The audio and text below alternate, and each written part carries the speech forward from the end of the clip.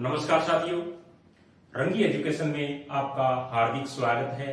आज एक नया टॉपिक हमारा राजस्थान कक्षा 7 का शीर्षक राजस्थान के प्रमुख राजवंश के बारे में अपने अध्ययन करेंगे। सभी साथियों को पता ही है कि हमारा राजस्थान से संबंधित राजस्थान की प्रतियोगिता परीक्षाओं के अंदर अक्सर क्या है कि प्रश्न पूछे जाते हैं और बहुत ही महत्वपूर्ण टॉपिक है आज का, जिसका नाम है राजस्थान के प्रमुख राजवंश। साथियों, कक्षा 7 का जितना सत्र बनता है उसके हिसाब से क्या है कि राजस्थान के जो प्रमुख राजवंश है उनके बारे में अपने अध्ययन करेंगे। राजस्थान के प्रमुख राजवंश के तहत पृथ्वीराज चौहान है, महाराणा कुंभा है, महाराणा सांगा है, राव बालदेव है, राजा सूरजमल है और बीकानेर के शासक राय सिंह है। इसके साथ साथ में महाराणा प्रताप है और अन्य राजाओं के बारे में अपने क्या है कि जितना महत्वपूर्ण तथ्य बढ़ते हैं जो प्रतियोगिता परीक्षाओं में अक्सर क्या है कि उठाए जाते हैं उनसे संबंधित अपने क्या है कि अध्ययन वो करेंगे। चलो साथियों, आज की क्लास को शुरू करते हैं, जिसका शीर्षक है राजस्थान के प्रमुख राजवंश। सबसे पहले राजवंश या राजा का नाम जिसमें लिया जाता है राजस्थान की ओर से, उस राजा का नाम है पृथ्वीराज चौहान। क्या नाम है राजा का? पृथ्वीराज चौहान। पृथ्वीराज चौहान राजस्थान के बहुत ही महत्वपूर्ण शासक पृथ्वीराज चौहान का जो शासनकाल है वो 1177 से लेके 1192 ईस्वी तक रहा। कितना रहा शासनकाल? 1177 से लेकर के 1192 ईस्वी तक इनका जो शासनकाल है वो पृथ्वीराज चौहान का माना जाता है। और पृथ्वीराज चौहान के जो पिता थे उनका नाम था सोमेश्वर चौहान। क्या नाम था? सोमेश्वर चौहान। और माता का नाम था कर्पूर देवी। पृथ्वीराज चौहान की माता का नाम क्या है? कर्पूर देवी। और पिता का नाम क्या है? सोमेश्वर चौहान। पृथ्वीराज चौहान बहुत ही यशस्वी स्मारक थे। उनके दरबार में अनेक विद्वान क्या है कि शोभा बढ़ाते थे, जिनमें प्रमुख रूप से जो विद्वान हैं उनका नाम है ज्यानक है, पृथ्वी भट्ट है, विद्यापति गौड़ है और वागीश्वर है, विश्वस्वरूप जनार्दन है और साथ में बहुत ही महत्वपूर्ण कवि और पृथ्वीराज चौहान के सखा उनका नाम है चंद बरदाई।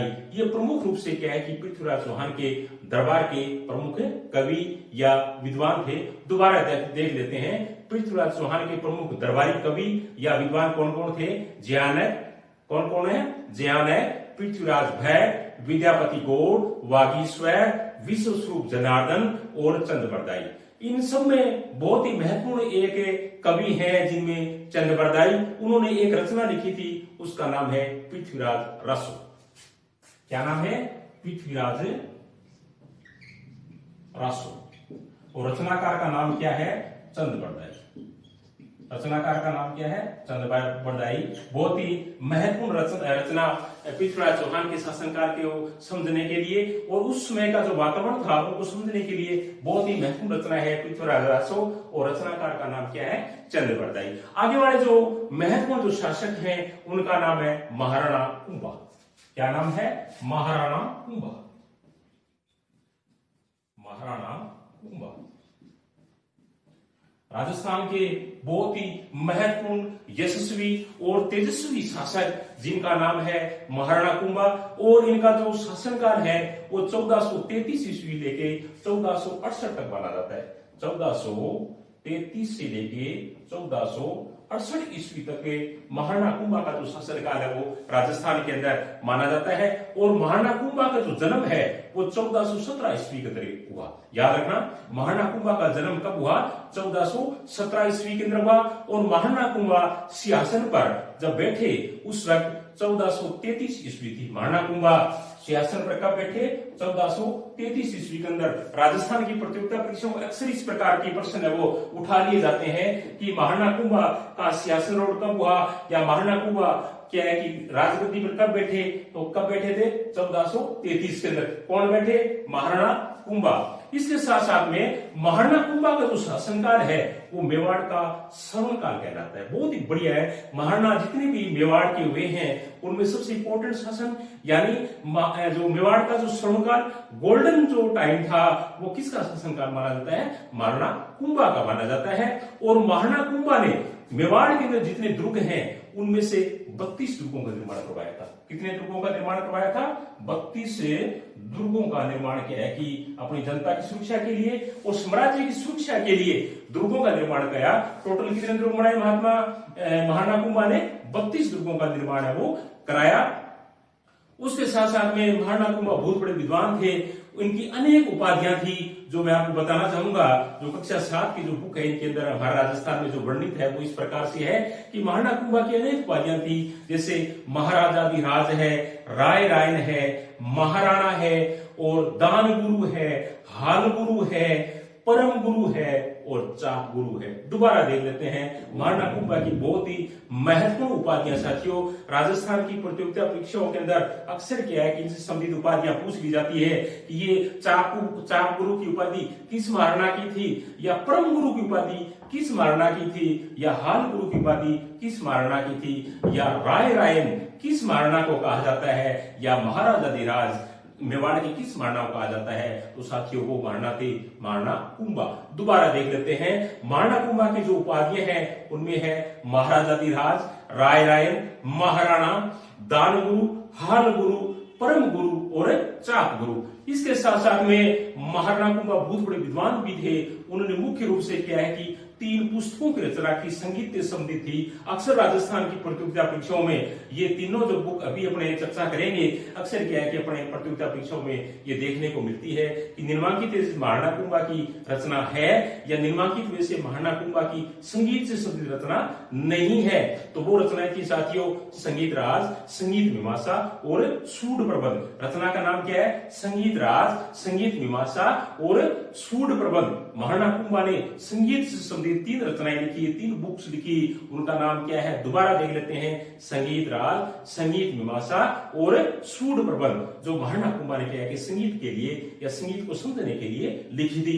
उसके साथ साथ में अभी अपनी चर्चा कर रहे थे कि महाराणा कुंभा ने टोटल जो दुर्ग बनाए थे मेवाड़ के अंदर 32 दुर्गों का निर्माण कराया था। और इनमें जो इंपोर्टेंट जो दुर्ग थे मेवाड़ के अंदर जो महाराणा कुंभा ने जिनको बनाया था वो इस प्रकार से थे, जैसे अचलगढ़ का दुर्ग है, बसंती का दुर्ग है, बोमट का दुर्ग है, कुंभलगढ़ का दुर्ग है। और इसके साथ साथ में चित्तौड़गढ़ के किले के अंदर जब वो विजयी हुए तो उन्होंने क्या है कि एक स्तंभ बनवाया था, उनका नाम है विजय स्तंभ। विजय स्तंभ कहाँ है? चित्तौड़गढ़ के किले के अंदर स्थित है। आगे वाले जो महाराणा है बहुत ही महत्वपूर्ण महाराणा साथियों, उनका नाम है महाराणा सांगा। क्या नाम है? महाराणा सांगा। राजस्थान के बहुत ही महत्वपूर्ण महाराणा, उनका नाम क्या है? महाराणा सांगा, जिन्होंने क्या है कि मुगल बादशाह बाबर के साथ में युद्ध किया था, खानवा के युद्ध के अंदर। तो महाराणा सांगा का जो शासनकाल है वो 1509 से लेकर 1528 ईस्वी माना जाता है। कितना माना जाता है?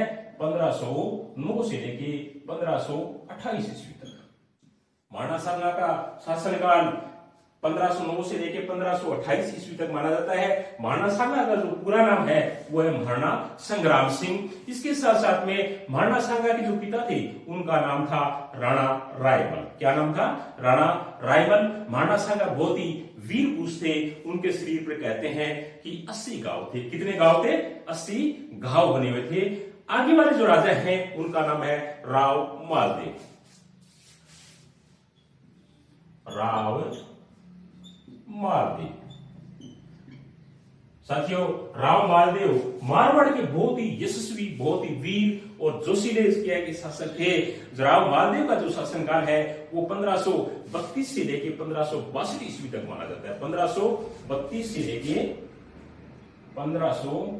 लेके 1562 ईस्वी का शासनकाल है वो क्या है कि राव मालदेव का शासनकाल है वो माना जाता है।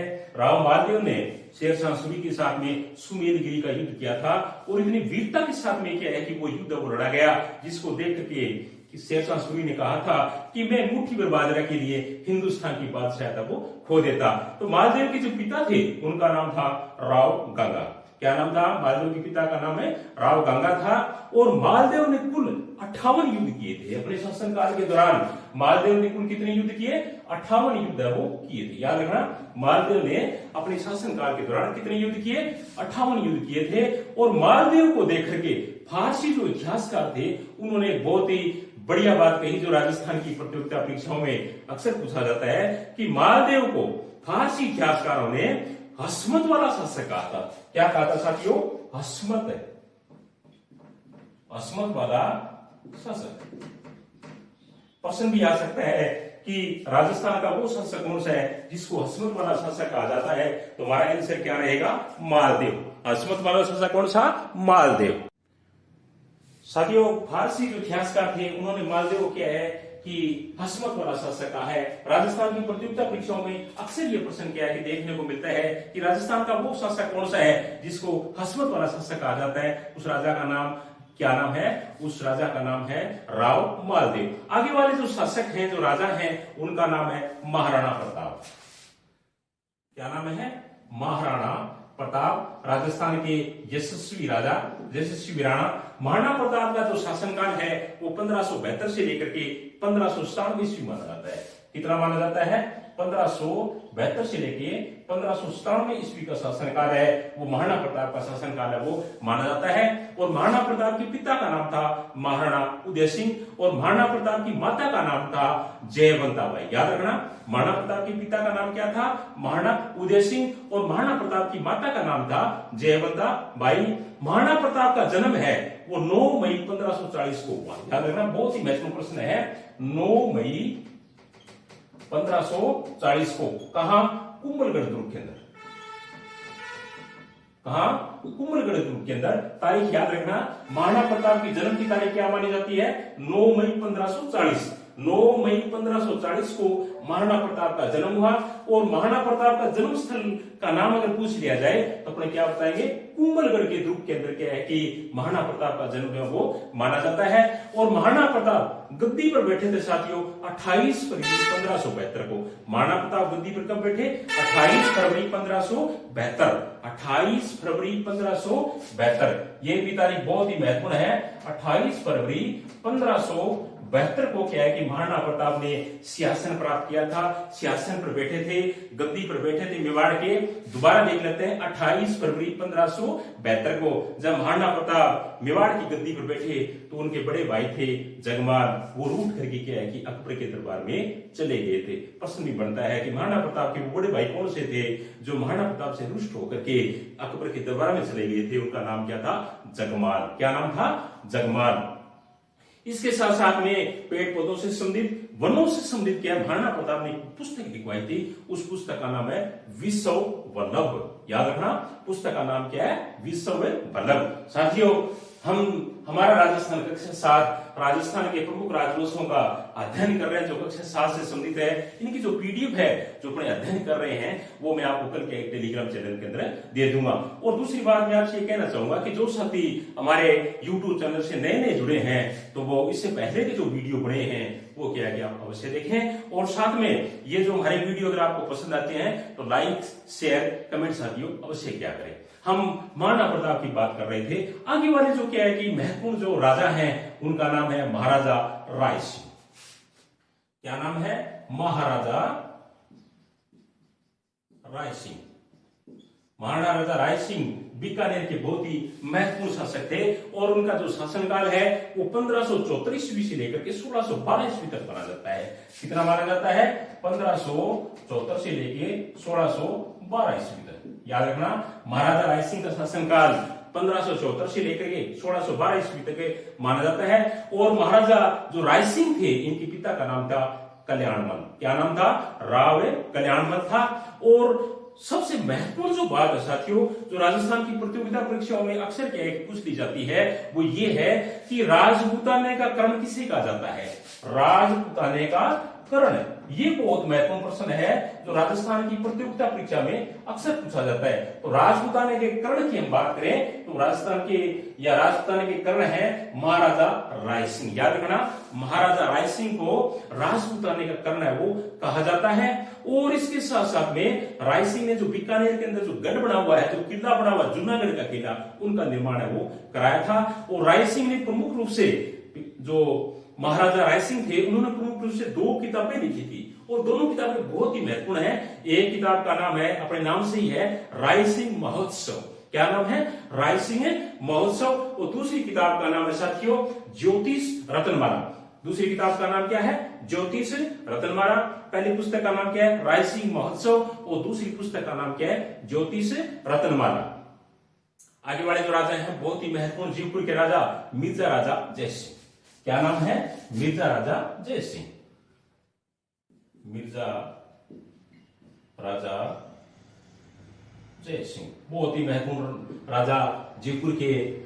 और मिर्जा राजा जयसिंह है, उनका जो शासनकाल है वो 1621 से लेके 1667 ईस्वी तक माना जाता है। कितना माना जाता है? 1621 से लेके 1667 ईस्वी तक क्या है कि महाराजा मिर्जा राजा जयसिंह का शासनकाल है वो माना जाता है। और मिर्जा राजा की जो उपाधि है ये बहुत महत्वपूर्ण है कि राजा जयसिंह को मिर्जा राजा की उपाधि किसने दी थी। ये अपने क्या है कि प्रतियोगिता परीक्षाओं में अक्सर क्या है कि देख लेते हैं। तो मिर्जा राजा की जो उपाधि है वो मुगल बादशाह शाहजहां थे, उन्होंने दी थी। मिर्जा राजा की उपाधि किसने दी? शाहजहां ने दी। उसके बाद में क्या है कि जब मिर्जा राजा तो थे ही, उनको क्या है कि दक्षिणी भारत के अंदर शिवाजी के विरुद्ध एक मुगल बादशाह ने उनको भेजा था दक्षिणी भारत के अंदर। उस मुगल बादशाह का नाम था औरंगजेब। याद रखना, औरंगजेब। और मिर्जा राजा जयसिंह के दरबार में एक बहुत ही महत्वपूर्ण कवि रहा करते थे साथियों, उस कवि का नाम है बिहारी। याद रखना, क्या नाम है? बिहारी। और बिहारी ने क्या है कि किताब लिखी थी, उसका नाम है बिहारी सतसई। क्या नाम है? बिहारी सतसई। बिहारी सतसई 1662 ईस्वी के अंदर लिखी थी। याद रखना, बिहारी सतसई के रचनाकार का नाम बताइए। तो बिहारी सतसई का रचनाकार का नाम क्या है? बिहारी, जो मिर्जा राजा जयसिंह के दरबार में रहते थे। 1662 ईस्वी के अंदर क्या है कि इस पुस्तक की रचना वो की गई थी। बहुत ही महत्वपूर्ण पुस्तक है। और इसके साथ साथ में एक और भी क्या है कि रचना लिखी गई थी रामकवि के द्वारा। रामकवि जो थे उन्होंने क्या है कि जयसिंह चरित्र नाम करके किताब लिखी थी। याद रखना, जयसिंह चरित्र किताब के रचयिता का नाम है रामकवि। आगे वाले जो राजा है उनका नाम है महाराजा जसवंत सिंह।